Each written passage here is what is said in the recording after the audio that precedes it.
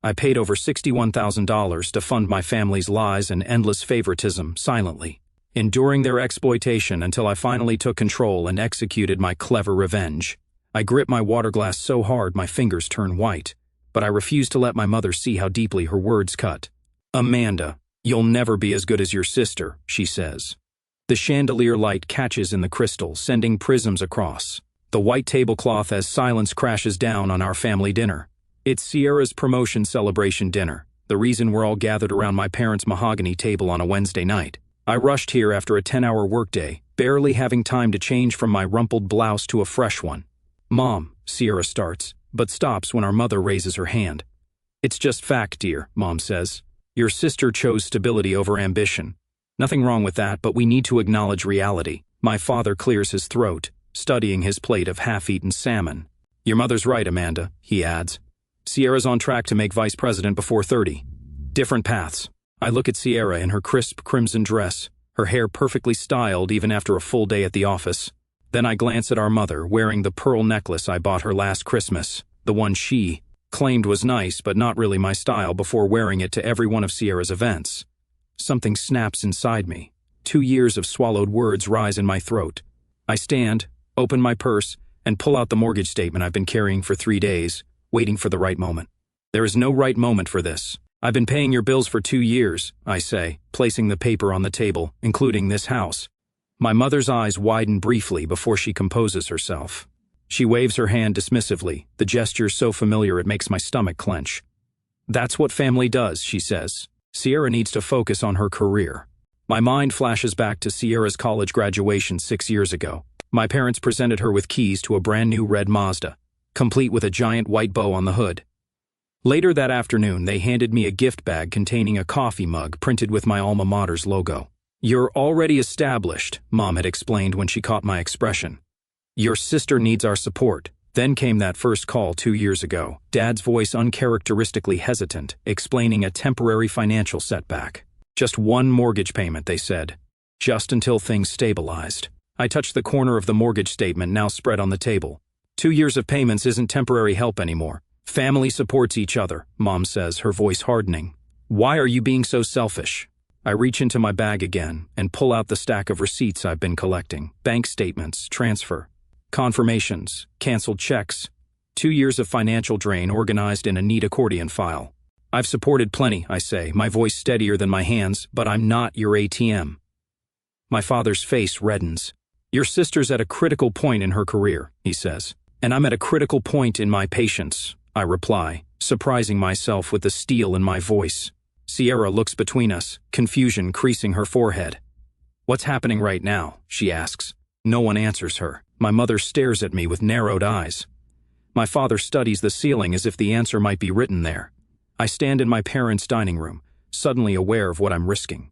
These are my only family connections, the people who raised me, the sister I helped with homework and drove to dance recitals. Yet, looking at their faces, I see for the first time how they measure my worth, not in love or memories, or shared blood, but in dollars I can provide while staying conveniently in the background.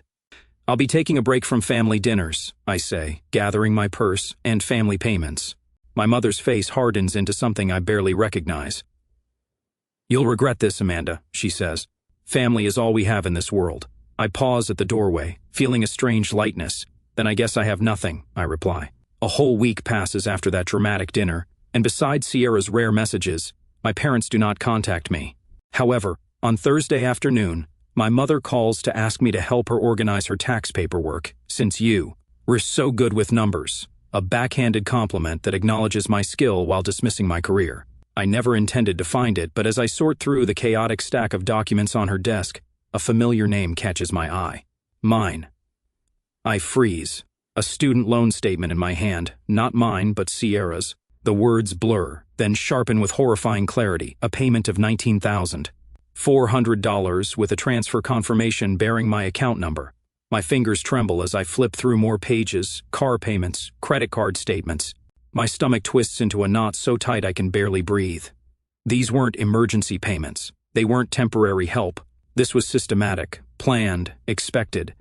I hear footsteps behind me and turn to see my mother in the doorway, her pearl necklace, my Christmas gift, gleaming against her crisp white blouse. "Did you find the mortgage interest forms?" she asks, then notices the papers in my hands. Something flickers across her face. Not guilt, but annoyance at being discovered. "What is this?" I ask, my voice sounding distant, like it belongs to someone else. Dad appears behind her, his reading glasses perched on his forehead. Sierra stands in the hallway, thumbs tapping on her phone screen, barely glancing up. "Amanda, don't make a scene," Mom says, stepping into the office. Dad follows, both of them towering over me as I sit in the leather desk chair. The ledger lies open between us like a confession. "You used my money to pay Sierra's student loans," I say, tapping the statement with my index finger. $19,400. Mom waves her hand dismissively. "You were helping the family," she says. Sierra's loans were the most pressing need. "And her car payments?" I ask, holding up another statement. $3,600 last year alone. "Transportation is essential for her position," Dad says, adjusting his glasses. "She meets with clients." "The credit cards?" I fan out the statements.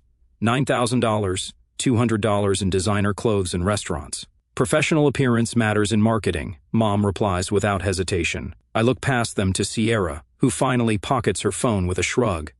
"I didn't ask for any of this," she says. "Mom said you were happy to help." The room suddenly feels too small, the walls closing in. 2 years of thinking I was helping with a temporary hardship, when all along I was funding Sierra's lifestyle. "Sierra needs freedom to build her career," Dad says, his tone suggesting I should understand this obvious fact. "You're stable, like a workhorse, reliable, boring. The practical daughter whose purpose is to support the star." I push back from the desk, needing space. "My own student loans are still not paid off," I say. "I've been putting every extra dollar toward yours." "That's different," Mom says. "Your career choice doesn't require the same presentation." The unspoken comparison hangs in the air: software engineering versus marketing, back office versus front-facing, invisible versus celebrated. "Do you have any idea what this is doing to my financial future?"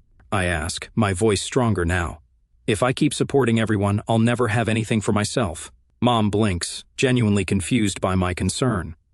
"Family supports family, Amanda," she says.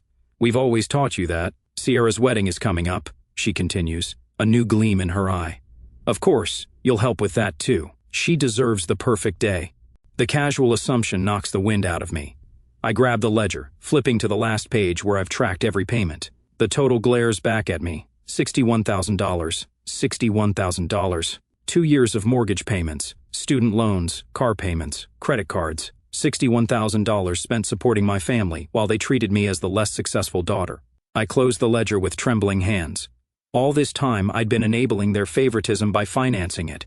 Later that afternoon I show the ledger to Diane, my colleague and the closest thing I have to a friend these days.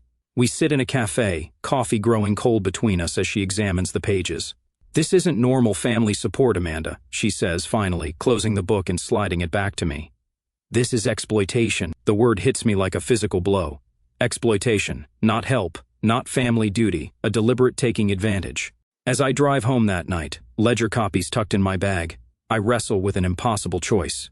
Should I cut off financial support immediately and force my family to face reality? Or should I gradually reduce payments to give them time to adjust? The first option might shatter relationships beyond repair, but the second means more months of financial strain for me. What would you do when the people who should love you unconditionally only value what you can give them? The next Wednesday morning at work, my phone buzzes with the 5th call from my cousin this week. My family is holding a family emergency meeting, yet I intend not to go. I silence the phone and slide it face down on my desk, watching the screen light up again almost immediately. The Morris family reunion is apparently all anyone can talk about. "Are you avoiding someone?" Diane asks from her cubicle, eyebrow raised. "My mother organized a family reunion without telling me," I say, rubbing my temples. "Now she wants me to fund it." Diane's eyes widen. "The nerve, after everything else they've taken," she says. I nod, opening my email to find 3 messages from aunts and uncles I haven't spoken to in months. Each contains subtle variations of the same request: the family needs help, and apparently, I'm the designated helper. "Do you know about the reunion?" I ask Diane. "No, but your sister's engagement is all over social media," she says, turning her monitor toward me. "Your mother tagged everyone except you." Sierra's beaming face fills the screen. a diamond ring prominently displayed on her left hand. The caption reads, "Planning the celebration of the century for my beautiful daughter. Blessed." My stomach tightens when I see the first comment, "Amanda will help make it perfect." I've become the family ATM, and now they're making promises on my behalf. Later that evening, I curl up on my couch with a cup of tea, scrolling through Facebook. My thumb freezes over a photo posted 5 weeks ago, my parents and Sierra, posing in front of the Las Vegas sign, "Cocktails raised in celebration." The timestamp shows it was taken during the weekend I worked overtime to cover an emergency property tax payment for their house. They went to Vegas with my money while telling me they couldn't make ends meet. In the days that follow, sleep becomes a luxury I can no longer afford. Night after night, I lie awake, calculating numbers, how much I've given, how much they've asked for, how much I have left. The weight of financial worry presses against my chest until breathing becomes difficult. During meetings at work, I catch myself drifting, thinking about the second notice on my own student loan payment while Sierra's loans are paid in full with my money. "You look exhausted," my boss comments one Thursday morning after I miss a deadline for the first time in 3 years. "I'm fine," I lie, but the dark circles under my eyes tell the truth. I start keeping a journal, every phone call, every request, every dollar transferred. The small leather-bound book becomes my constant companion. In its pages, I document the pattern of manipulation that has shaped our family dynamic for years, the casual mentions of Sierra's accomplishments, followed by requests for money, the guilt trips when I hesitate, the celebration dinners I pay for but am barely acknowledged at. The evidence builds page by page, an undeniable record of systematic exploitation. One Tuesday evening, as I leave the office, a familiar voice catches me off guard. "Amanda?" Uncle Frank stands by the elevator, his weathered face creased with concern. "Uncle Frank," I say, surprised. "What are you doing here?" "Looking for you," he says simply. "You've missed the last 3 family gatherings. Not like you." I look down, unsure how to explain. "I always thought you were the backbone of this family," he continues, his voice gentle. "Now I'm wondering if they've been taking advantage of that strength." His words hit with unexpected force, and I blink back sudden tears. The following Saturday, I find myself in my parents' kitchen. Sierra sits at the counter, flipping through bridal magazines, while my mother circles venue options in red pen.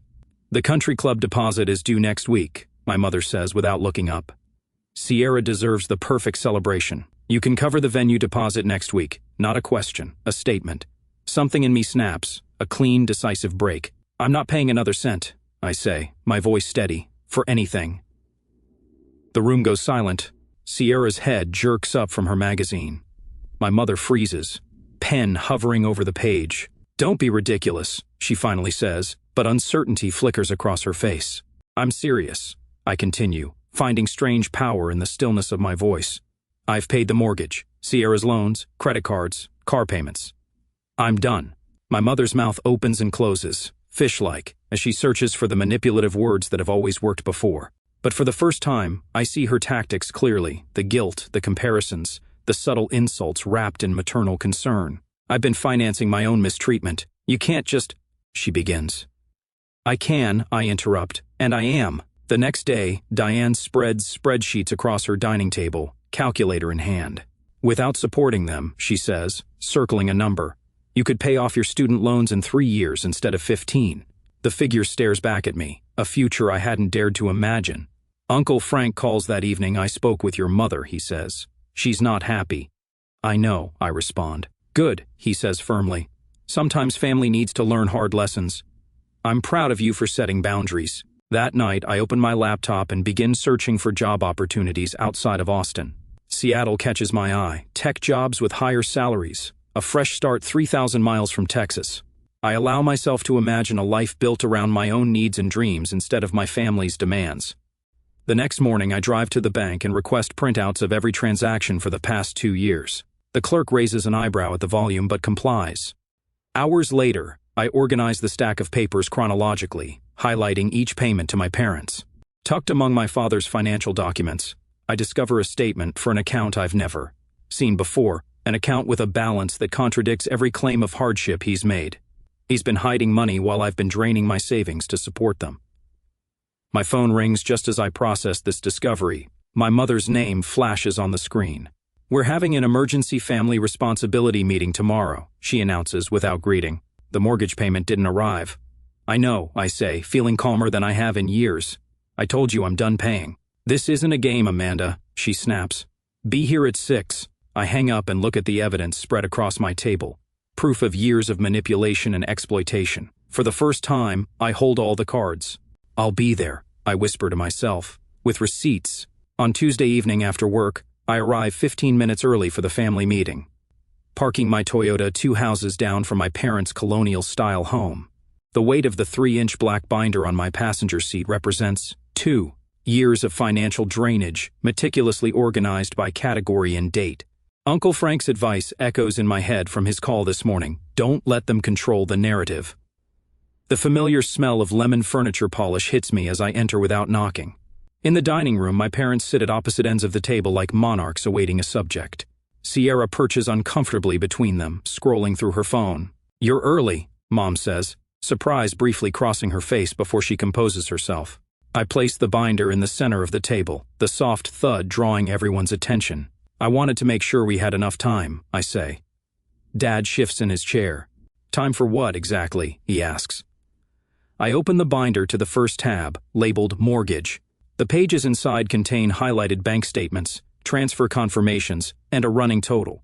Time to go through everything I've paid for over the past 2 years, I say, my voice controlled, businesslike. Let's start with the mortgage. 24 payments at $1,200 each. That's $28,800.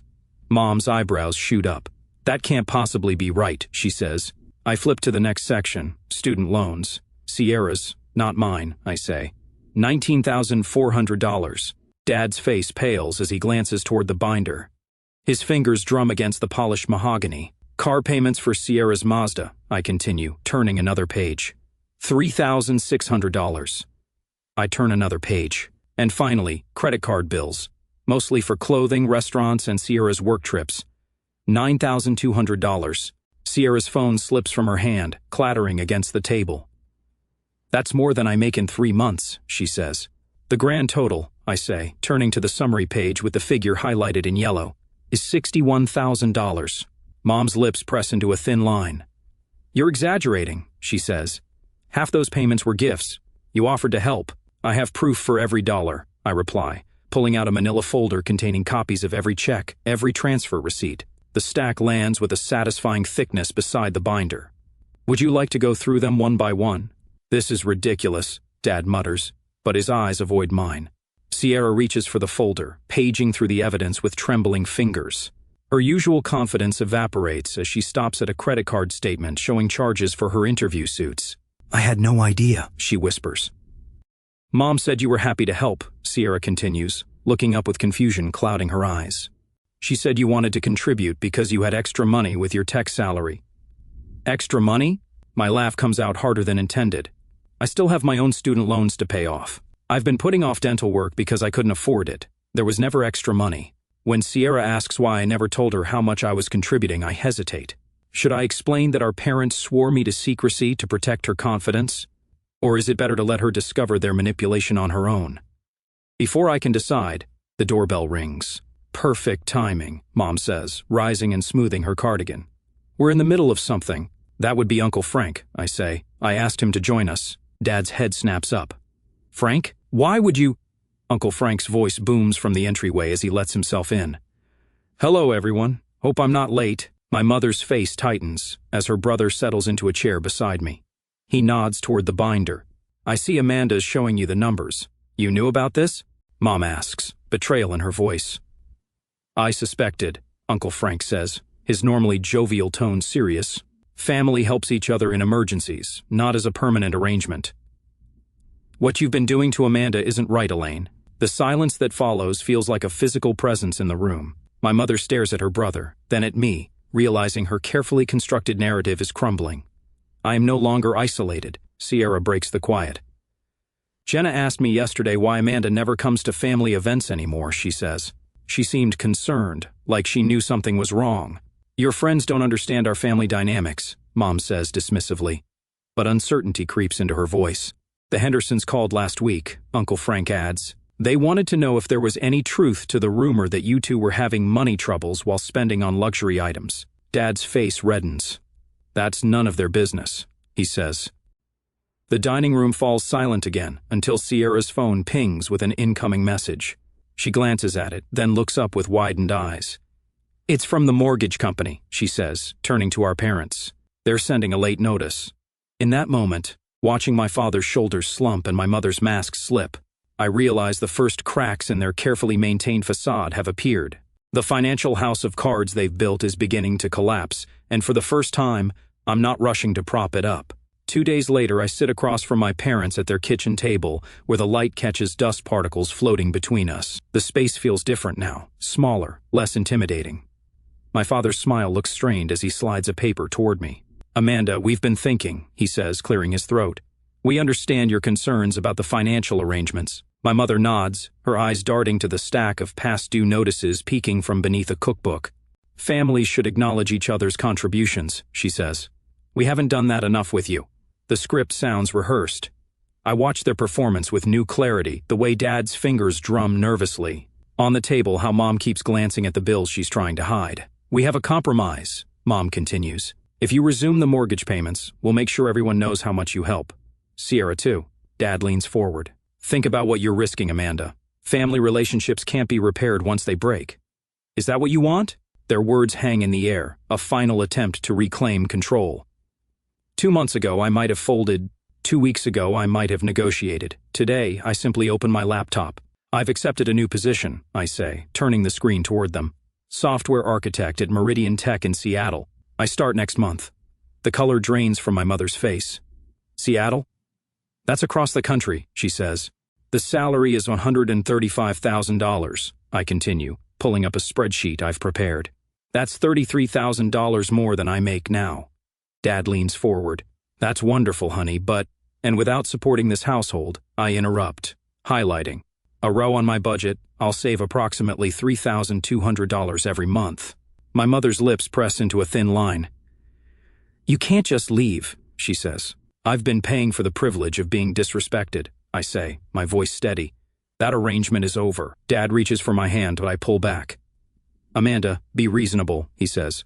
"I am being reasonable," I reply. For the first time in years, my phone buzzes with a text from Uncle Frank. "Everyone's here, ready when you are." "I need to go," I say, closing my laptop. Sierra's dinner starts in 30 minutes. My parents follow as I head to the restaurant where Uncle Frank has reserved a private room. The space buzzes with conversation as I enter. Sierra sits at the head of the table in a cream-colored dress, surrounded by aunts, uncles, and cousins I haven't seen in months. My parents trail behind me, confusion evident on their faces. "What is this about?" My mother whispers harshly. I don't answer, making my way to Sierra. She looks up, her smile faltering when she sees my expression. "Amanda, what's going on?" she asks. I place a wrapped gift box in front of her. The silver paper catches the light from the chandelier above. "I wanted to show you something," I say, loudly enough for everyone to hear. "To all of you." The room quiets. "Open it," I urge. Sierra hesitates before carefully removing the wrapping paper. Inside lies a leather-bound portfolio containing every financial record, receipt, and bank statement from the past 2 years. "Here's my gift to you," I say quietly. "The truth about who's been supporting you." Sierra flips through the pages, her expression shifting from confusion to shock. "It's all there," I say. $61,000 over 2 years. Sierra looks up, her eyes filling with tears. She turns to our parents, who stand frozen near the doorway. "How could you?" she asks. My mother steps forward. "Sierra, this isn't the place," she says. "No," Sierra snaps, holding up a page. "We need to fix this at this moment." Uncle Frank stands. "Your sister has been carrying this family while being treated like she's less successful than you," he says. Aunt Patricia gasps. "Martha, is this true?" she asks. My mother's face reddens as murmurs spread through the room. My father stares at the floor. Sierra pushes back from the table and walks to me, still clutching the portfolio. Her voice drops to a whisper. "I never knew you carried so much for me," she says. A tear slides down her cheek. "From now on, live for yourself." The room watches in stunned silence as Sierra confronts our parents, demanding answers I've sought for years. I feel something loosen in my chest, a knot of resentment and obligation beginning to unravel. Later that week, I hear through Uncle Frank that my parents are considering selling their house. Without my monthly contributions, they can't afford the mortgage. Part of me wonders if any relationship with them can be salvaged. or if I even want to try. I tape shut another moving box in my apartment, marking it kitchen with a black marker. Seattle awaits. A new job, a new home, a new start. As I wrap glasses in newspaper, I find the photo album I tucked away years ago. Opening it reveals faded pictures of family vacations, holiday gatherings, birthday celebrations, smiling faces that look like strangers now. I close the album and place it in a box labeled undecided. 6 months later, the morning light streams through my Seattle apartment windows, painting my small dining table in warm gold. I stare at the notification from my student loan app. Balance reduced by another $2,400 this month. No mortgage payments for my parents. No credit card bailouts for Sierra. Just my own financial freedom, one payment at a time. My laptop chimes with an incoming video call. Diane's familiar face fills the screen, her Atlanta kitchen visible behind her. "Look at you," she says. "Seattle suits you. You seem different." I straighten my shoulders. "I closed 2 major projects this quarter," I say. "Team lead says I'm on track for promotion by December. And no one taking credit for your work this time," Diane notes. I laugh, a real laugh that starts in my belly and rises without restraint. "It's strange not having to downplay my success to avoid making someone else feel bad," I say. "What about that hiking group you mentioned?" Diane asks. "We're planning a weekend trip to Mount Rainier next month," I reply. I hesitate, then add, "And I've been seeing someone. Nothing serious yet, but you're allowing the possibility," Diane says, her smile widening. That's the real victory. Later that evening, I slip into a sage green dress for my company's gathering dinner. As I adjust my simple gold necklace, I notice my reflection, shoulders back, chin lifted, eyes clear. The woman who left Austin 6 months ago would have hunched slightly, making herself smaller. The banquet room buzzes with conversation when I arrive. My department head waves me over to a table near the front. "There she is," she announces to the group. Amanda's client satisfaction scores were the highest in the company this quarter. The Reynolds account specifically requested her for their next phase. A round of applause follows. My cheeks warm, but I don't deflect or diminish the praise. I simply say, "Thank you. I'm proud of the work we've done." When the woman beside me asks about family, the question doesn't twist my stomach into knots like it once would have. "My parents and I are taking some space," I say calmly, butter knife steady in my hand. "My sister and I are finding our way to a more honest relationship." No shame colors my voice. No elaborate excuses fill the silence. Just truth, simply stated. "Sometimes family is complicated," she responds. "Yes, I agree. And sometimes it's exactly what it appears to be." The weekend brings Diane and Uncle Frank to Seattle. We gather in my small living room, takeout containers scattered across my coffee table. Uncle Frank raises his glass of Pinot Noir. "To Amanda," he says, "who taught me it's never too late to choose your real family." Diane chimes in. "To building the family you choose, not just accepting the one you were born into." We clink glasses as I absorb their words, feeling the truth of them settle into my bones. The following Tuesday, an unexpected email appears in my inbox. Sierra's name in the sender field makes my finger hover over the delete button, but curiosity wins. "I took over Mom and Dad's mortgage payments last month," she writes. "They weren't happy about it. Dad actually suggested I ask you to help out until I get established." I told him I've been established for years, just never financially independent. That's changing now. The email continues, detailing her struggles with budgeting and financial responsibility. "It's harder than I expected," she admits, "but also more satisfying. I think I understand now what you've been trying to tell me." I read the final paragraphs twice. "Mom and Dad want to visit you," she writes. "I told them that's your decision, not mine. They don't quite understand why you won't let bygones be bygones. I'm starting to. I'd like to visit sometime if you're open to it. Just me." My reply is short but genuine. "Not ready for Mom and Dad yet, but I'd love to show you Seattle in the spring next year." As I close my laptop that evening, I wonder about the fine line between forgiveness and self-protection. Sierra seems genuinely changed by confronting our family's patterns, but our parents remain unchanged. What would you do? Attempt to rebuild relationships with those who've proven unwilling to change? Or focus on nurturing connections with those who respect your boundaries?